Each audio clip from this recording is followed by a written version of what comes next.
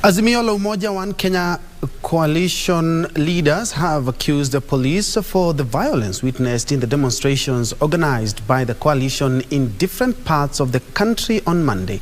Senators Stewart, Madzayo and Edwin Sifuna and Minority Leader in the National Assembly Opiyo Wandanyi claimed the demonstrations held yesterday were peaceful until the police intervened. They demanded the release of all arrested youths and threatened to identify police officers who allegedly interfered with peace. They, however, claimed that they will not relent until the cost of living goes down and the IEBC opens its servers. You involve all stakeholders in the reconstitution of the IEBC. Correct. And you reduce the cost of living.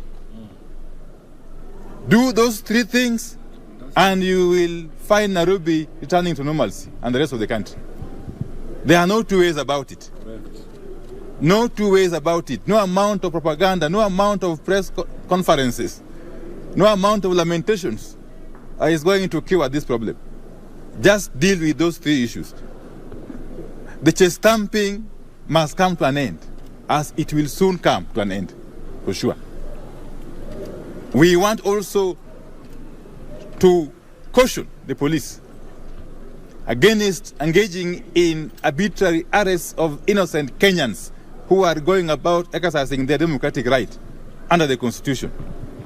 And on that note, we demand that all those youth who were illegally arrested yesterday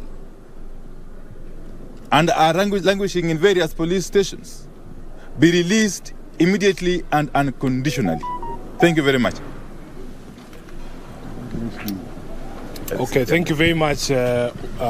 This address to you has been necessitated by the statement that has just been read here by our colleagues from the Kenya Kwanza side. We feel it is imperative for us to deal with the propaganda and the lies and the mischaracterization of yesterday's events by our friends from Kenya Kwanza. I will address only two things. Number one, was the maandamano of yesterday peaceful? We, as the conveners of that event yesterday, had planned to have a very peaceful maandamano. We encouraged our supporters to show up unarmed and to proceed peaceably to KICC.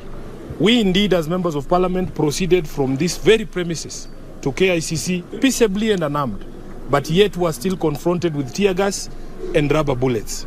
So we want to make it very clear that yesterday's maandamano was peaceful in its planning and execution until police interfered. We have seen images, and you people captured them, of police officers firing tear gas, using water cannons on people who are just marching peacefully. What we have decided to do as a coalition is to identify individual police officers who must then bear responsibility for their acts and omissions yesterday. The first one is the OCS for KICC, who was the one ordering his subordinates to tear justification. The second one is the police officer who has now become infamous on social media, who was captured aiming live rounds at us on Wabera Street. We have identified him as an officer attached to the DCI in Kilimani. We will also be presenting complaints about those two officers to the IPOA. Lastly, on the question of whether our maandamano was protected by the law under the Constitution, we know that the Kenya Kwanza people want to mischaracterize us as people who operate outside the realm of the law. We know that under Article 37, all of us indeed have the right to assemble, picket, peaceably march, do whatever it is you want to do.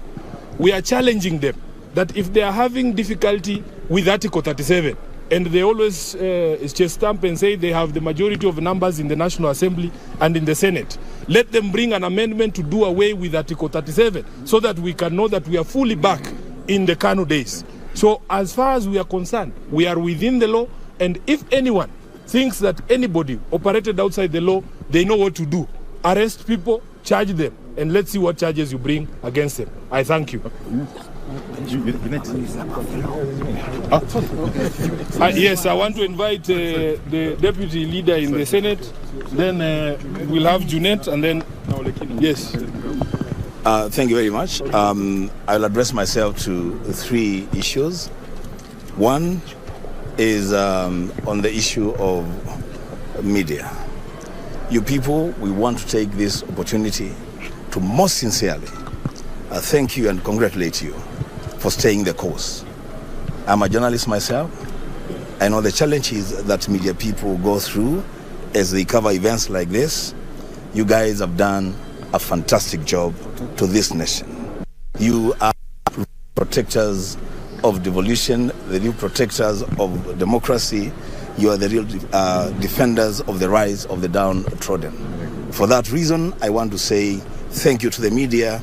Let's be partners in ensuring that this country is a better country tomorrow than it is today. Secondly, those who addressed you before we came here spoke about the absence of other political parties and other communities from the demonstrations yesterday. You know, these are people who are just living in denial. They said that Sikuru was not represented in the demonstrations. For heaven's sake, His Excellency Dr. Stephen Kalonzo Musyoka is a child of Sikuru. That's where he comes from. He was here. He was leading the demonstrations. I am the senator of Kitui County. Sikuru is in Kitui. I was there in the demonstrations. You look at the members that came from Ukambani region. There was Honorable Mbui, who is still here with us. He was in the demonstration. There was Honorable Mboni Mwalika from Kitui Rural. There was Honorable Dr. Irene Kasalu, the women rep of Kitui. There was Honorable Joyce Kamene, the women rep of Machakos.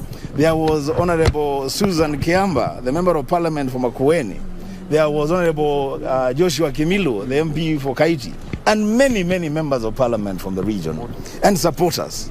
So it is a lie, an open lie, that Wiper did not participate or people from Lower Eastern did not participate. We are central to these demonstrations, and we will stay the course.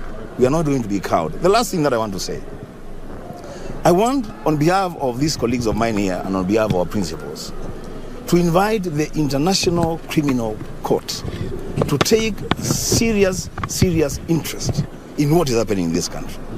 You can't have a situation where people are exercising their right under the Constitution, Article 37, to demonstrate and to picket, and then police from nowhere decide to throw tear gas canisters, even bullets at people who are peacefully demonstrating.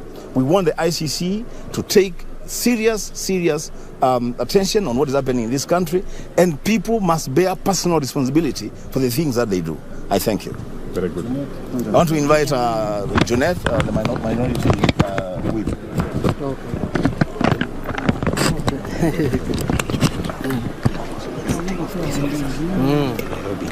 Asante sana. Pole. Sorry. Kwanza kabisa, what we saw yesterday, from the event of yesterday, we have come to discover and confirm that it is only the police that can make our demonstrations either violent or peaceful. The choice is with the police. It is the police that can decide whether the demonstrations will be violent or will be peaceful. It's not the people of Kenya. That's we confirmed yesterday. So we want to, for now, we want to plead with the police. Please, let the demonstrations be peaceful, because they are going to go on. So please, let them be peaceful. Don't make them violent. Don't misuse the tear gas you have. Some of them yesterday ran out of tear gas. Don't misuse the water cannons. Now I'm told all the water cannons are in garage being repaired. Reserve those things for a better day. Don't misuse them. So it is the choice of the police to make either the demonstrations peaceful or violent. Secondly, hii maneno ni fupi sana. Hii maneno ni fupi. Vile leader minority amesema. Wewe ukitaka hii maandamano ikuishe, maneno ni fupi tu. Tangaza leo unga ni shilingi 70. Sewi. Tangaza ya kwamba IEBC will be recruited in a bipartisan manner. Yes. Tangaza ya kwamba ile ngine umesema ni gani? Bei ya mafuta iko chini. Maneno fupi tu, kesho hakuna demonstration. Kufika kesho hakuna demonstration, mambo itaishia hapo. Si namna hiyo? Ya mwisho ile kitu nimegundua jana. Jamaa alisema ati mimi ni mtu ya maumau, kuachia mimi huyo mtu Ataendanga akienda namna hiyo, jamaa alienda kujificha huko Mombasa kwa hoteli. Anaangalia kwa TV ya Citizen na KTN na NTV, wanaendelea namna gani? Sijaona mtoto wa Maumau jana ndani ya town. Hapana tisha watu. Hapana tisha watu, ndugu yangu bwana. Anasema ati bwana rais niwachie mimi. Mimi ndio kiongozi wa Maumau. Anajificha nyuma ya polisi. Maumau inafaa kuja mbele. Kuja pambane na watu ya maandamano. So vitisho baridi kama hizo pia zinafanya watu wanaongezeka na nguvu, inapatia watu nguvu. Vitisho baridi kama hizo wacha kabisa bana Rigathi Gachagua. Hiyo ndio yangu ya mwisho. So what we do, we are issuing notice to the police early enough. The other time Mr. Bungei said he was given notice shortly. Now we are going to give him a notice for 1 week for the next one of Monday. So now it should be peaceful. Maandamano should be peaceful. It is enshrined in our constitution. Nimesikia wenzangu wabunge hapo wakisema ati Raila is above the law. How can he be above the law and the constitution?